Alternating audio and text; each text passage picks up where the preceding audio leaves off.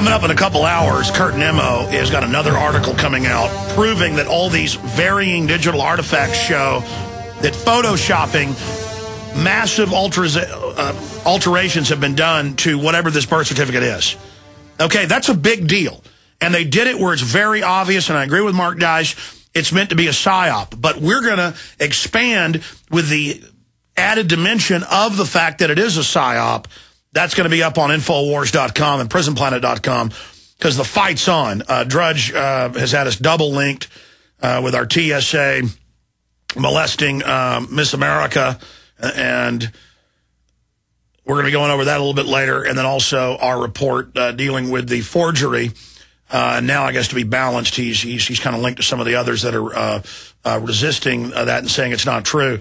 But the point is, this is serious, and we're in the fight, and we're going to show the full spectrum of how this is a fraud. Talking to Mark Dice, joining us via video Skype from his home in Los Angeles. The book is Big Brother, The Orwellian Nightmare Come True, $14.95, absolute page turner, so much information, the full spectrum of the Big Brother nightmare, Orwellian nightmare coming true. You can also get it with American Conspiracies, or you can get it with Jesse Ventura's 63 documents the government doesn't want you to read, and then get one of my best-selling DVD films, or the films I've produced, absolutely free with it. But again, support alternative information and media, and warn everyone you know. So before I went to break, Mark, you were getting to the heart of it, how they use the fake terror, the threat of the outsider, as the pretext to bring in tyranny and oppression in the name of keeping us safe. This is the heart of the issue, the source of really one of the sources of their power. So let's draw this major parallel between the storyline in 1984 and what we're experiencing in our world today. The bad guy in 1984 was a guy named Emmanuel Goldstein, who was the man behind all terrorist activities, fighting the government and fighting the party. And you come to learn that he might not even be alive anymore, and he's a fictional, perpetual creation of the government, and he's the face of all terrorism. Any disrespect against the government is because of him and his teachings and his secretive network. Similar, practically identical to what we have with Osama-bin-Laden today, who's, in my opinion, been dead for many, many years now. He is the fictional, now perpetual Osama bin Elvis boogeyman, who's most likely been dead for years. But this is the establishment, the military, over the last 10 years since the 9/11 attacks have happened, has yet to admit this because they need him to point as the face of fear. He is the sole mastermind behind all terrorism. And if the government were to admit that he's probably died of natural causes years ago, it would seem like a victory. And the war on terrorism maybe wouldn't need to continue. But the fact that he's out there hiding in the caves and releasing videotapes, supposedly. It's exactly the same in 1984. Emmanuel Goldstein with the turban, with the beard, doing the exact same thing from a cave. Yeah, he is this supposed mastermind. I mean, I guess Osama bin Laden was probably behind a liquor store robbery, downtown last night. I mean, it's once you start to understand this, it becomes very clear. Well, it's incredible. The book's almost like prophecy. He talks about no one knows where Emmanuel is. Is he in the sewers? He's almost omnipresent. We've got to give all our rights up, though. And then he starts questioning who's launching these rocket bombs against us. More and more he understands it's Big Brother itself to keep the fear up. Yeah, Winston Smith, the main character in the book, his girlfriend, Julia, starts to talk out loud whether the bombs being dropped on London are from the government themselves to perpetuate the fear. Now, again, this is what George Orwell wrote in 1949. And I don't like to draw parallels between fiction and what's going on in our current world, but we have to with 1984 because his book was so significant and he predicted to a T what is happening today, and it's a way for all of us to articulate and understand what is happening. And I know that your audience is in different levels of their understanding, and that's why I want to urge people and ask them to buy my book, because you can sit at your computer like I have for the last 6 years I've been sitting and researching, and you know, I had major back problems, and I've been seeing a chiropractor from sitting. And so get away from your computer. You know, get a book and get out and go sit outside in a chair and get some sun and educate yourself. Just step back. That's what I. Well, Mark, I like what you said at the beginning of the interview, that you're angry. You've got a beef. You don't want these con artists to win. You're tired of seeing them get away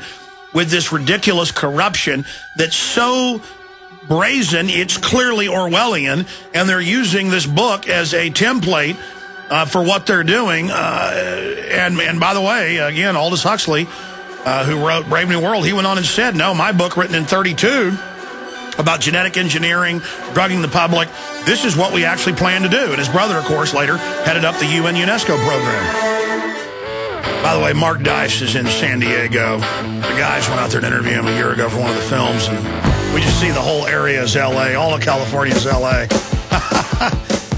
Mark Dice is our guest. I want to get into the way the system rolls this stuff out in a ubiquitous way where it's engineered into everything, and face scanning cameras are up and license plate readers. And I'd tell people about license plate readers 15 years ago from trade publications I was reading, and folks would laugh at me. But then as soon as it's admitted, they go, okay, big deal. Schools are watching kids at home in California and Pennsylvania. Okay, the government's tracking everything I do. Okay, Apple's doing it. Okay, Google's doing it. Microsoft phones are doing it. The point is, it's all there, and even the mainstream media can't even do the basic research to figure that out, Mark. They just dole the information out to the public. Continue with the book and continue with parallels from 1984 with your book that goes through the fact that we are, in many ways, surpassing the Orwellian control grid. We just haven't gotten to the mass arrest and executions and torture chambers, though they're trying to get there. The government's saying that they can assassinate you, U.S. citizens, and not tell anybody, try you or torture you in front of secret military tribunals. We've got to have checkpoints to stop illegal drugs, but then it comes out the top banks are laundering the money and the CIA is bringing it in. I mean, it's all Orwellian. It's Orwellian, and we have a level of elite that is super educated and intelligent, and most of the public are getting stupider and stupider every moment. This is one of the parallels, the educational system in 1984, the control of information, the social structure, the perpetuation of war, the personification of the party. All of these parallels. Let's just continue a little bit with the fear-based parallel and the Emmanuel Goldstein and Osama-bin-Laden parallel. In 1984, the perpetual war, there was a war that was going on, obviously, that was the reason for everybody having to give up their rights and for having to work longer hours, work for less rations. Sounding familiar, everybody? Seems like our lives today. But the war, the enemy, some people are familiar with this, some people aren't, just kept changing. At first, they were at war with Oceania, and then they were at war with Eurasia, and they were always at war, the public thought, with whatever country or a region they were at war with at the time. The public were so uneducated, so ignorant, so distracted that they couldn't tell when the enemy that they were fighting changed. Sort of like our own world today. Wait a minute, were we fighting Afghanistan, Pakistan, Iraq? You know, who is this? Gaddafi was our enemy. Then 6 years ago, he was a friend. Al-Qaeda was the good guys in the 80s. Then they're the bad guys. Now Al-Qaeda fighting Gaddafi are the good guys again. And then when you start to look at this, it becomes so scary and confusing that people would rather just turn on the Entertainment Tonight channel. That's key. They're doing it. They're being confusing and putting out conflicting things, just getting folks to get flustered and turn away. Yeah, just it's sort of like a rat in a cage. If you just start buzzing it, it's just going to cower in a corner. It just doesn't matter. Once you start beating an animal, I mean, it's going to go into submission. And so, no, we're not going to go into submission. And you know, that's why I'm getting angry here, because the things that I've been talking about for 6 years aren't now just going to come. They're here. I mean, I have a cell phone now that can listen to me whenever it wants to, when it's off. This is the Orwellian nightmare. And what are the social implications of this? And then what's coming next? What's coming in the next 2 or 3 years And that is why it's critically important that us, this audience, be educated, stop being afraid of this Osama bin Elvis. And, you know, every time they start saying, oh, pushing their agenda, we just need to push it back and say, no, oh, wait, who? Osama bin Elvis? Where is this guy? You know, I called into the Adam Carolla radio show a week ago, and I got him and Morgan Spurlock to admit, Morgan Spurlock, the producer of Where in the World is Osama bin Laden, Supersize Me, all these films, they admitted, because I posed the question, hey, where in the world is Osama bin Laden? Isn't he dead? Aren't they just perpetuating this myth? And years ago, Alex, you know I used to do this a lot, to Sean Hannity, to all these main shows, to challenge this mainstream establishment on the lies and the agenda, the narrative that they're pushing. So years ago, I would do this and I would be ridiculed. You can find these calls on YouTube and on the internet.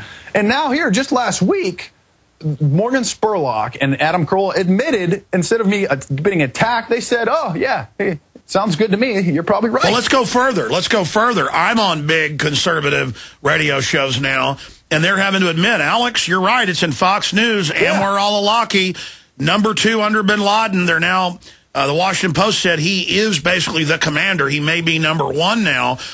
He's born in New Mexico, trained in the U.S., admittedly runs the underwear bomber, the Fort Hood shooter, the Times Square, the shoe bomber, meeting secretly at the Pentagon while he's most wanted, meeting secretly with the Secretary of the Army and being protected. Now it comes out, major British news, yes, top al-Qaeda in Pakistan attacking U.S.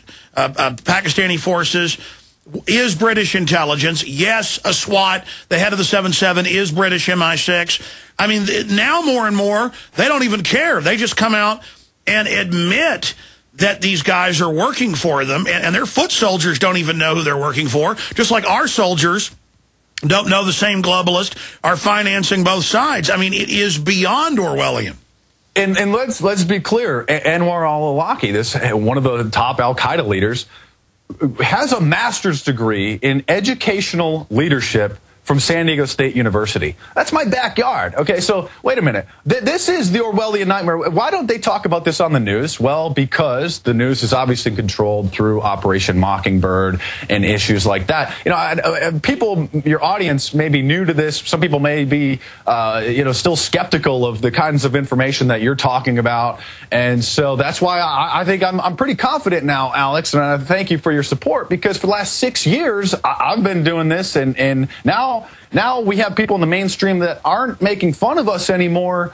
They are admitting that we're right. And so if we're right about these issues in the past from 4 or 5 years ago, then now everyone is reluctantly agreeing with us on. What else are we right about? You know, so that's why I want to, you know, thank you, Alex, thank your audience.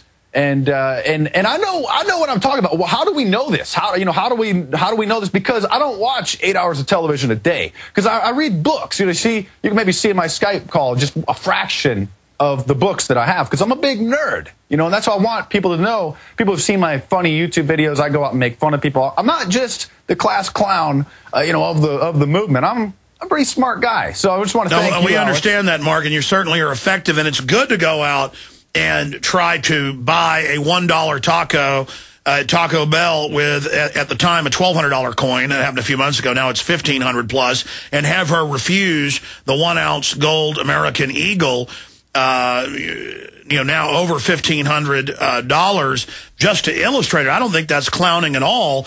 You're illustrating absurdity by being absurd, and knowledge is power, and people need to start researching our claims, not just go off of what we're saying. I mean, let's go back to Ron Paul 35 years ago, giving speeches, traveling around, talking about dollar devaluation and fractional reserve banking, or G. Edward Griffin 50 years ago, or 50-plus years ago, Red Beckman, or 50 years ago, Bob Chapman, or myself 16 years ago, sticking our neck out and going over this. And now, just a year ago, they were still saying there is no inflation, QE2 isn't bad. Now they admit, yes, it's causing inflation. Again, Congress has, I was corrected last week, I said an 11% approval rating, and I was sent an email of a Reuters article saying it's now a 9%. In fact, guys, let's show folks. Congress now has a 9% approval rating. Let's search that and show prisonplanet.tv viewers.